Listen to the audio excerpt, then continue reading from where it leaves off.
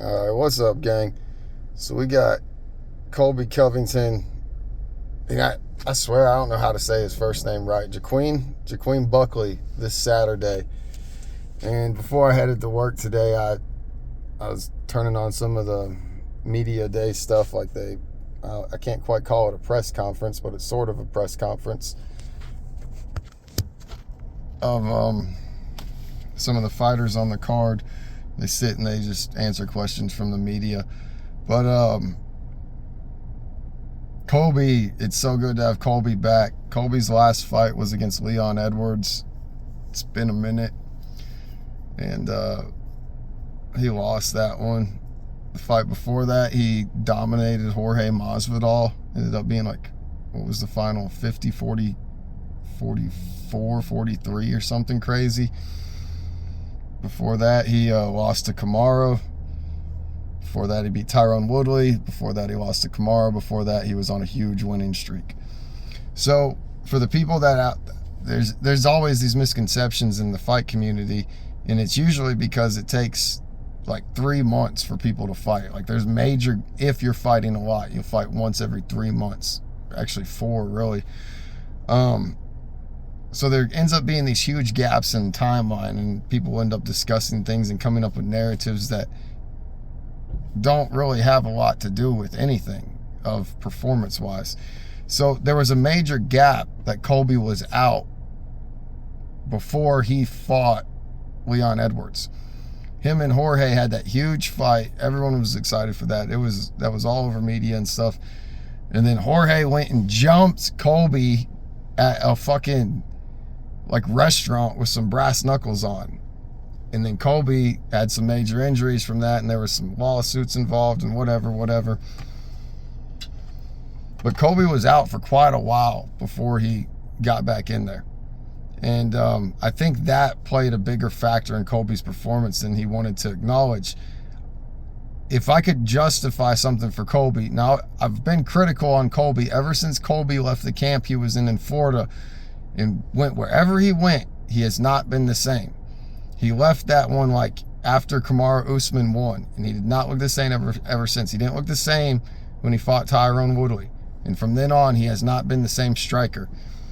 I feel like he did not do a lot of sparring before that Leon Edwards fight because he had fucking brain damage or something from the brass knuckles, if I am to justify that. Buckley now, Buckley beat Wonder Boy recently. Wonder Boy's kind of on his way out. He beat Vincent Luque, who's just not quite living up to the hype. I don't know. And then some other people that like we're not going to be familiar with if I talk about them. Buckley's kind of been around for a while, so he had a rise and it dropped and it rise and it dropped. He dropped off when he fought Chris Curtis and he fought Nasruddin and I feel like someone else. Nasruddin was on the come up then. People didn't really know who Nasruddin was when he did that. But this is really a good test for Buckley. This is like Buckley's second come up, maybe his third. I'd have to go through his whole schedule. But it's basically a fight where Colby's going to keep his position or Buckley's going to move up type thing. And I really think Colby's on a whole different level. Unless Colby's really just deteriorated somehow, I do not see Buckley on the same level as Colby. And it's going to be interesting watching their build because I believe Buckley's going to be a lot shorter and a lot thicker, a lot bigger muscles, and Colby is going to wrestle the dog shit out of that guy. That's my prediction, at least. I hope Colby can get some... I hope Colby watched the Aljamain Sterling Mosov fight, that fight from this last weekend where I thought Aljo won but he lost, and pays attention to that striking on the ground. If Colby can really become good at doing a bunch of volume and ground and pounding, he could absolutely beat anyone in the division still today. His striking stand-up's just not the same anymore. He used to have that unrelenting pressure and volume, and it's like it's there until he gets hit now. But he's getting hit because his game's not the same. It's Just the way he's moving and the way he's looking and the way he's approaching, the way he's throwing everything. They're like these little minute things that I can see that I don't know how to quite articulate, but there's a bunch of them, and it makes it clearly obvious when I watch him. I'm like, he's not fighting the same.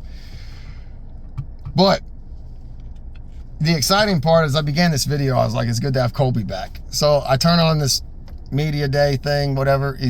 Colby comes and sits at a table, and he's like, I guess I'm going to be the one to start this off. I'm the man of the hour. You know, he's playing that villain, heel, arrogant role.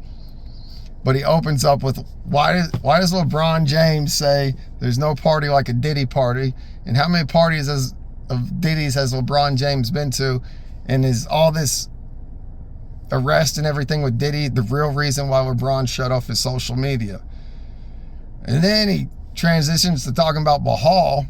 And this dude is just crazy with his words. Talks about Bahal having a pager on his foot caused him an injury, and he's like, that is just weird. What Colby's doing there, Israel did those bombs to Hamas with pagers, like their pagers all exploded.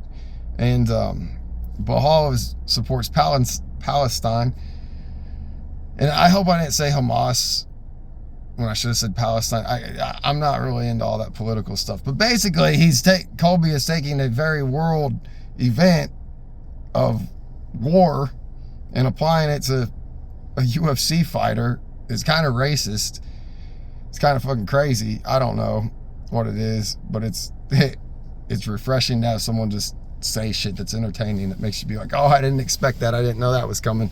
Get tired of seeing them sit up there and say the same things over and over and over. You got to differentiate yourself. But that's going to be this Saturday, and I'm pretty excited for that fight. I'm really looking forward to that.